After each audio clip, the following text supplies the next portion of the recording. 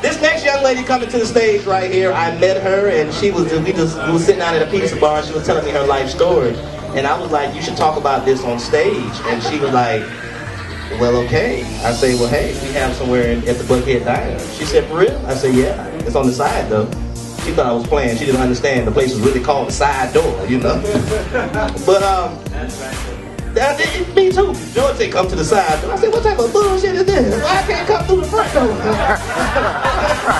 Racism is hopefully, y'all know that. We got a black president, you know? Well, hell, he half black, but we still, you know. If the police pull him over, he's still gonna be considered black. And I read, she said she met online. I read that some women were still scared of dating online. Are any of the women in here? They said they were worried if they met the guy in public that he might harm them. But then they said men were scared of online dating too.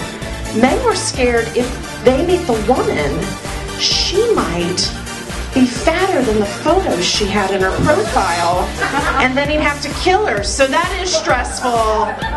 So both of us have it tough. But I tried online dating as well. I tried Match.com. I don't know if that's the one you two met on. And Match.com has a very special feature if you haven't tried it. Every morning you can see the exact number of men or women that viewed your profile but did not contact you. Isn't that sweet? They do that, no extra charge. My record is 263 Atlanta men viewed my profile and only one of them wrote me. Would you like to hear the romantic email? I wish I could recite it. There were no words. He sent only an emoticon. And I think he was trying to be sweet. I think it was supposed to be a smiley face, except the eye went up and the mouth went down. He sent me the stroke victim emoticon. I don't know if he was hitting on me. Is that a cry for help? I don't know what I'm supposed to do for this. Shoot, I'm gonna be honest with you, if it wasn't for this, I'd probably be at home right now, drinking a beer, watching ignorant TV shows that I have should not be watching. Like Maury Povich show. For real, man, should not be watching that. Like, if you are a father and you have a daughter that makes it to the Maury Povich show, you have failed her somewhere down the line. Real talk. Real talk. Nah, you hear the stuff that come out these girls' mouths? They be like 12 years old. Maury be over there like, today we have 12-year-old Ashika Shea, who claims she likes to have sex with candy. And she say the first English thing to come out her mouth, yes, Maury, my goal in life is to drop out of school, be on Girls Gone Wild, and have this baby by 13 years old. I be like, oh my gosh, where is her daddy? And then you got the other popular topic, which is what? Are you or not the father?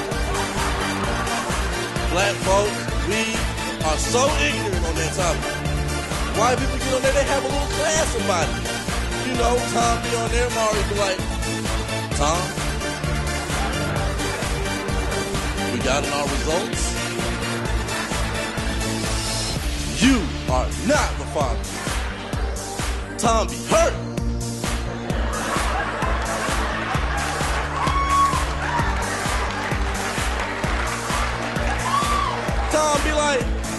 Tom be like, you know what, Maury? Even though that baby is not mine, I'm still gonna be there like it's my own.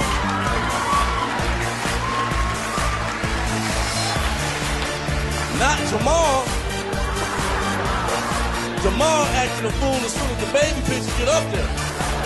Maury, look at that baby, Maury. That baby ain't got no teeth, Maury. I got all my teeth, look. That baby can't be mine, Maury. Look at these sideburns, Maury, come on. And then we gotta act a total fool as soon as we not the father. Jamal, results are in. You are not the father. Jamal.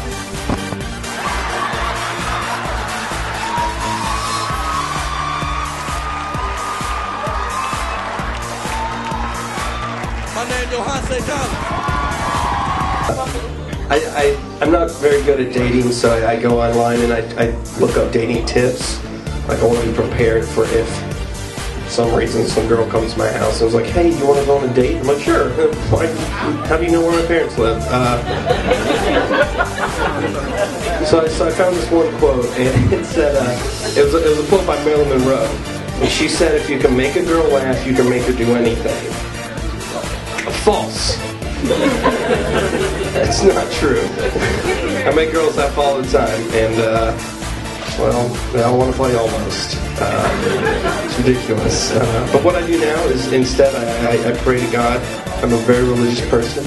I go every night and I pray and I ask God to find me a girl that, you know, is not that big into exercise, but still wears yoga pants all the time.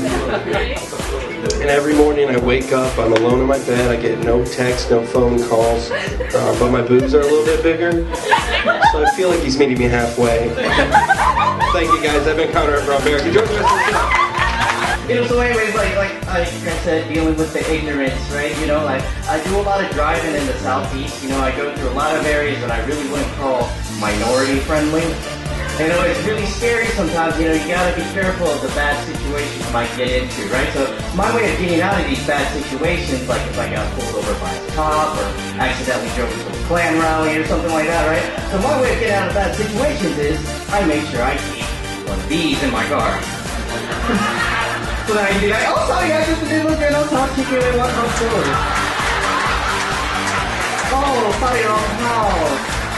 So sorry. So funny. You guys are just like laughing at it. It's alright. One more thing I gotta talk about before I get out of here. I'm not really good with the ladies. You know, it really sucks. You know, because I get into this one situation all the time, and guys, you might be able to fill me on this situation. Guys, have you ever met a girl that you really liked, that you really liked, and then she actually liked you in return? As a friend. God, you know, it happens to me all the time, you know, and it always starts out the same, you know, we're hanging out, we're having a good time. Next thing you know, I'm helping them with their problems, fixing their computer because they think I can do that,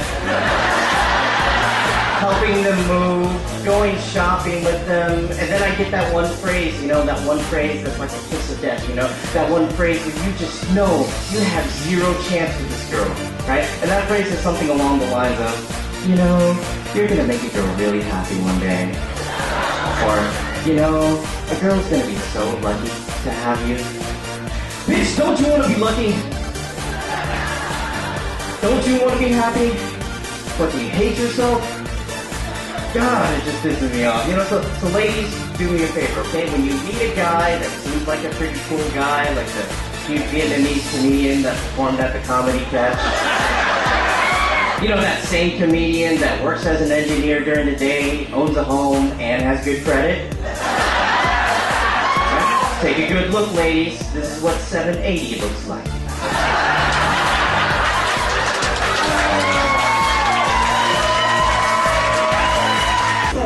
Yeah, like, you know, Brandon said, I'm a dental hygienist, not a dentist. I know I look like security. I know what I look like. I had a lady come in. She's like, "Hey, anybody ever tell you kind of look like a fat, angry Vin Diesel?" So it's just not nice, man. Get in the chair. She goes, "Take it easy, Fat and Furious.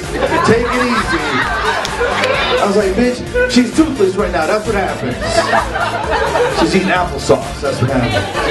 I had another lady come in. She goes, "I've never seen a male hygienist." I was like, "That's probably because it's pronounced hygienist. What's your point?" She says, "Listen, I gotta know, you're not a homosexual, right? You're not gay?" I go, no, I'm not. My husband is. It's super, man. What do you want to know? It's fucking rude, man. What do you ask me?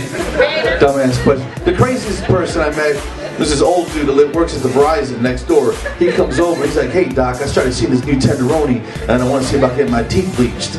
I go, "Okay, old player, have a seat. Get in the chair." The guy gets in the chair. He's got 4 teeth along the bottom. I'm like, "Come on, son. It's too late. You should have thought about that shit when you had a full set, you know?" He's like, "Come on, man, I even named him." I said, "What'd you name him?" He goes, "Ronnie, Bobby, Ricky, and Mike." I said, "Did you just name your teeth New Edition, sir? Is that what's going on? You need to cool it down now, Mr. Telephone Man. We're not bleaching these 4 teeth." He said, "Don't be cruel. It's my prerogative if I want to bleach them." I said, "Motherfucker, every step you take needs to be towards that front door.